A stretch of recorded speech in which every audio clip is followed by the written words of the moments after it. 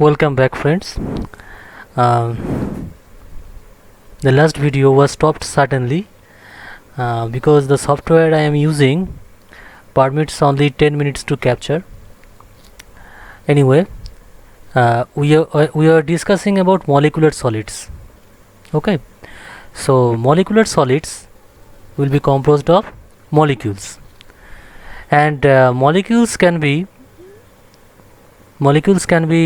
polar, non-polar, or they can also be hydrogen bonded. That is, molecular solids can be classified into three categories according to the nature of chemical bond present in these solids. For example, in polar molecular solid, dipole attraction, dipole attractive force is operating,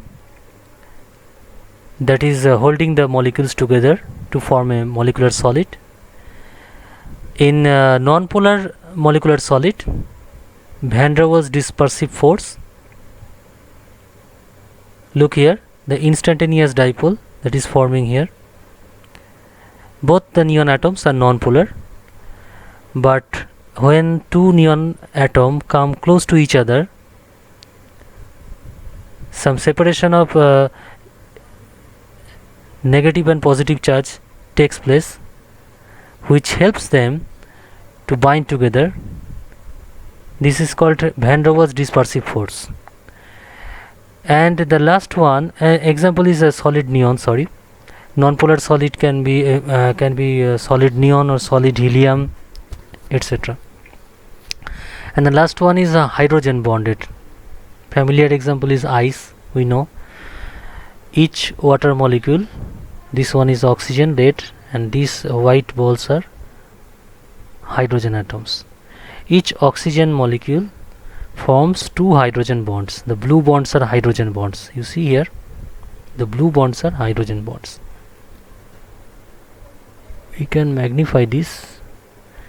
The blue bonds are hydrogen bonds, and each hydrogen atom can make one hydrogen bond with each oxygen atom.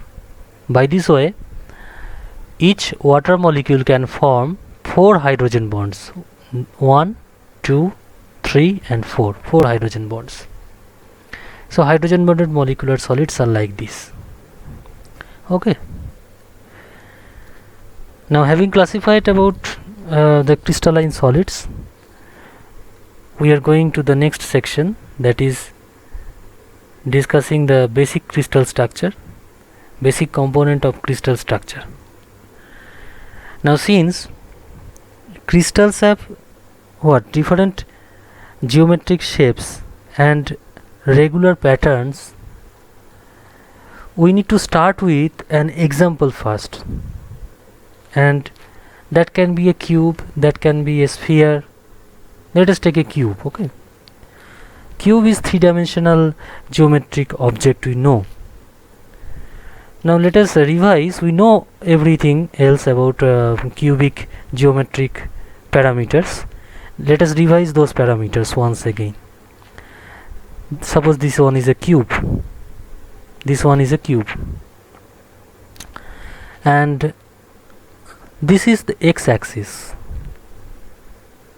this one is y-axis, and that one is z-axis. Okay, now this cube shows that these axes are mutually perpendicular. All these angles are 90 degree.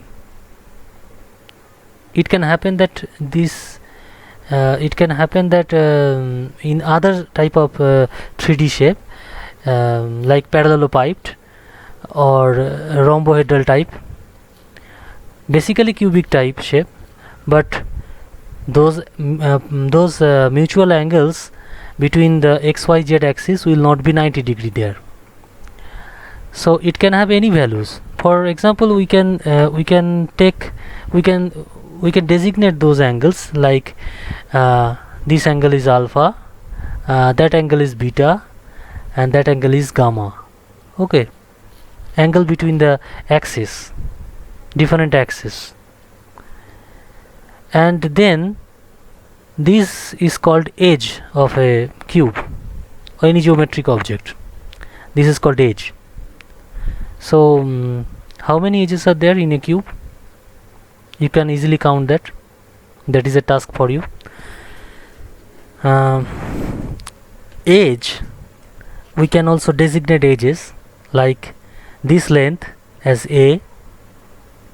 Now since this one is A, we can easily say from analogy that this one will also be A, that one will also be A, and that one will also be A.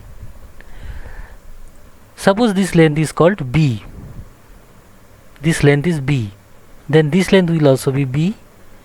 That length is also B, and that length is also B. And one more, the height of the cube. Suppose this is C. Since this is C, in case of cube, perfect cube, we can say that this is also C, and that is also C, and that is also C. So if we define A, B, C, automatically all the other edges will be defined in case of a regular cube. Clear? Another parameter is vertex. The vertex point. How many vertices are there in a cube?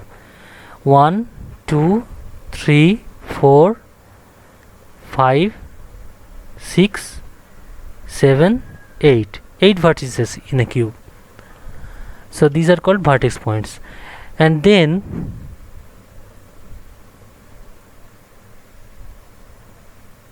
these are called faces. One face, face number 2, face number 3, etc. How many faces are there? Count that. So all these parameters, vertex point, edge, length, breadth, height, face, all these together define one unit of a cubic type crystal structure. Suppose the crystal structure is cubic type. Okay, so we can say that this entity is a unit cell, a unit of a crystal structure.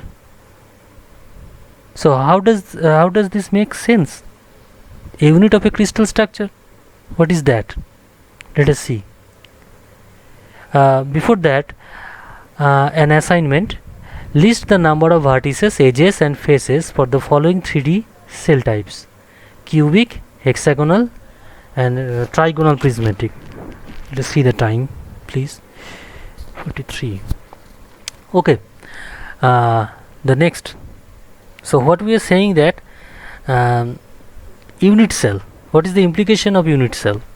Okay, so implication is that if we repeat unit cell in 3 dimension, it makes the crystal, it makes the network of crystal, or in other words, this is called lattice of crystal or lattice structure. Lattice structure. Okay, so repeating unit cell makes lattice. If the unit cell were 2 dimension, then the lattice will be 2-dimensional lattice. That is a planar lattice. If the unit cell is 3-dimensional, then repeating the 3-dimensional unit cell over the 3 dimension will make a 3D lattice of crystal. Suppose this one is the unit cell, then you see in this animation the unit cell is repeating to make a bigger lattice here.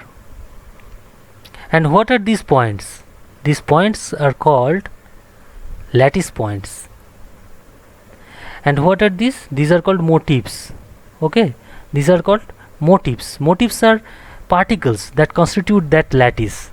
They can be ion, they can be atom, they can be molecule, anything. One more thing, motifs will not necessarily be at the lattice point only. Motifs can also be inside lattice. Clear? Inside the unit cell. It is not